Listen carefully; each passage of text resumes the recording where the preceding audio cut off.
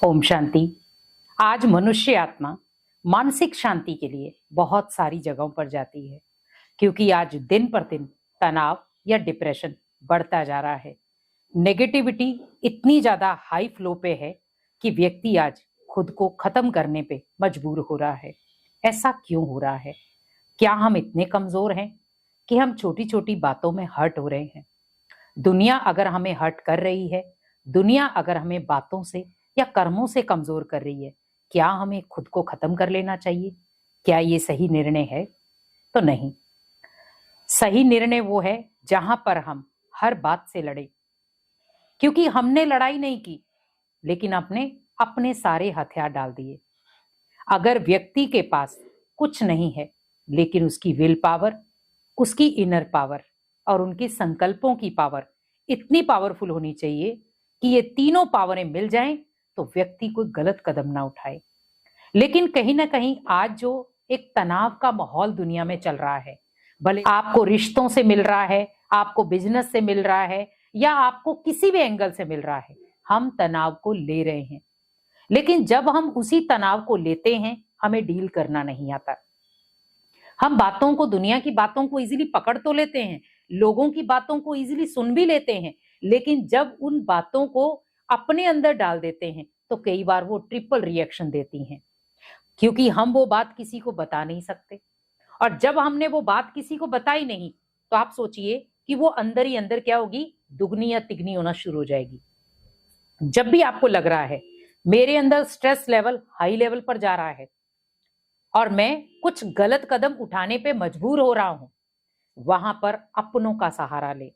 अगर आपको लग रहा है आपके फैमिली में भी कोई ऐसा नहीं है कि जो आपका अपना है या आपको समझ पा रहा है, तो आप भगवान को अपना बना ले, पर गलत एक्शन ना ले। क्योंकि भगवान को अगर हमने हर जगह पर जाकर इतने सारे संबंधों से याद किया है, तो आज जब मैं कमजोर हो रहा हूं या मैं निराश हो रहा हूं या मैं टू मच डिप्रेशन में जा रहा हूं, तो वहां पर भी वो आपकी उंगली पकड़ेगा। हर संबंध आपको पीछे छोड़ जाएगा, हर संबंध आपको अकेला कर देगा, पर भगवान आपको कभी भी अकेला नहीं छोड़ेगा। हम कई बार भगवान की बातों को इग्नोर कर देते हैं, या भगवान के जो बनाए हुए लोग हैं उनको इग्नोर कर देते हैं। आज आप देखें, आध्यात्मिक लोगों के पीछे बहुत कम सपोर्ट होता है, लेकिन वही आप नॉर्मली लोगों के पीछे देखें जो चिल्लाते हैं, चीखते हैं, गुस्सा करते हैं, उनके हजारों लोग होते हैं। जो दुख देने वाले हैं उनके पीछे सब हैं, लेकिन जो आपको शांति और सुख देने वाले, उनके पीछे बहुत कम लोग होंगे। आप देखो, जब आपको कोई निस्वार्थ भावना से गाइडेंस देता है, हम उसकी गाइडेंस को नहीं मानते, लेकिन वही अगर दूसरा देता है अपने बर्ताव की वजह से, तो हम बहुत इजीली लेते हैं। कई बार आध्यात्मिक लोग भी सोचते हैं कि इनको समझाने से अच्छा है इनके सामने वो परिस्थिति आने दो, क्योंकि वो आध्यात्मिक पर्सन आपको परिस्थिति आने से पहले ही बचा रहा है कि ये परिस्थिति आ सकती है, आप टू मच डिप्रेशन में जा सकते हैं, टू मच तनाव मिल सकता है, आप पहले से अपने आप को स्टॉप कर दो। पर हम नहीं करते, हम सोचते हैं परिस्थिति आएगी तब करेंगे। तो आप ये सोचो, जब वो आपको उस दुख से निकालने आया, जब वो आपको उस टेंशन से निकालने आया, पर हमने तो उसकी वैल्यू नहीं समझी। लेकिन वही प्रॉब्लम जब 2 हफ्ते 2 साल के बाद आपके सामने खड़ी हो जाएगी, तो हम कहेंगे हमें तो किसी ने समझाया था पर हम समझे नहीं, हमें किसी ने रोका था पर हम रुके नहीं, हमें किसी ने बोला था पर हमने सुना नहीं। तो मीन्स कुल मिला के क्या होता है कि आज जो इंसान है वो खुद ऐसा बन चुका है कि जब तक हमारे जीवन में सामने वाला इंसान कोई प्रॉब्लम क्रिएट नहीं करता, तब तक मुझे उस चीज को समझना नहीं है। बहुत लाइट वेट में चल रहे हैं।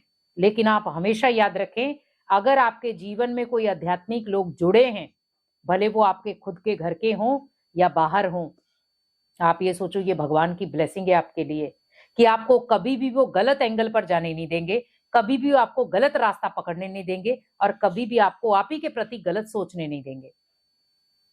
आपके साथ भगवान का हाथ है उनके साथ, क्योंकि वो आत्माएं आपके साथ क्यों है?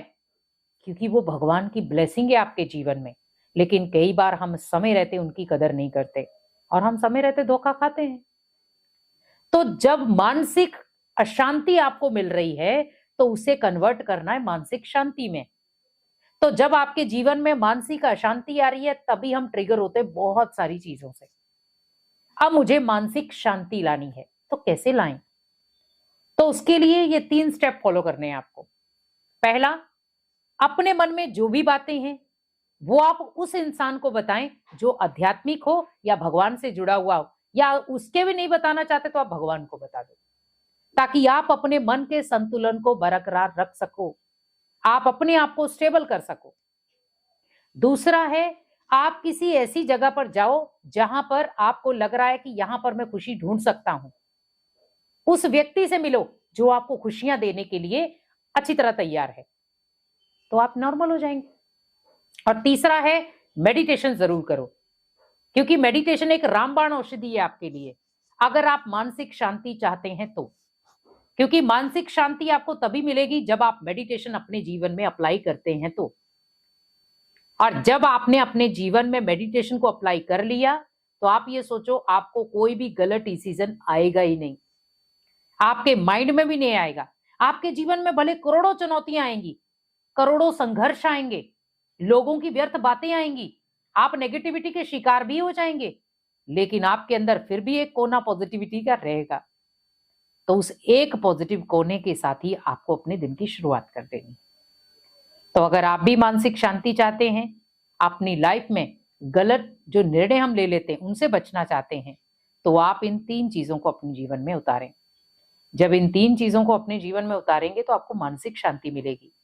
तो कोशिश करें, अगर आप मानसिक अशांति के या मानसिक बातों के ट्रिगर हो रहे हैं तो अपने आप को वहीं स्टॉप कर दें। क्योंकि दिन पर दिन आज आप देखें, दुनिया में हालात बिगड़ते जा रहे हैं, टेंशनें ऐसी आ रही हैं जो आपको पता भी नहीं चल रही कि आ कहां से रही है, पर आ रही हैं, और छोटी छोटी बातों से आ रही हैं। लेकिन हमें हर मोड़ पर अपने साथ भगवान को खड़ा रखना है, और जब हम भगवान को खड़ा रखते हैं, पॉजिटिव संकल्पों का सहारा लेते हैं, तो कभी भी हम अशांत नहीं होंगे। तो मानसिक शांति के लिए अपनी इनर पावर को जगाएं, अपनी मानसिक शांति के लिए अपने मन को भगवान के साथ जोड़ें और अपने अंदर पॉजिटिव संकल्पों का प्रवाह करें। तो जब पॉजिटिव संकल्प होंगे तो मन की शांति तो आपको मिल जाएगी और मानसिक शांति भी आपको मिल जाएगी। ओम शांति।